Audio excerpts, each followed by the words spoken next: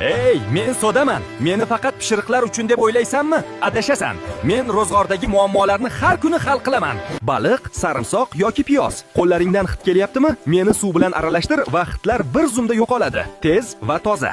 Meni oyoq kiyiming ichiga sepib qo'y. Ertalab esa hech qanday noxush hid qolmaydi. Sen uxlayotganingda men ishlayman. Men va suv, kafel yana yaltiraydi.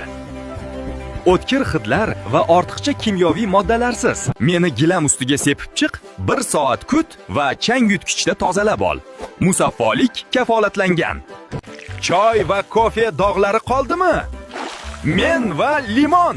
Chashkalar yana oppoq bo'ladi. Men shunchaki muzlatgichda turaman, hidlar esa o'z-o'zidan yo'qoladi.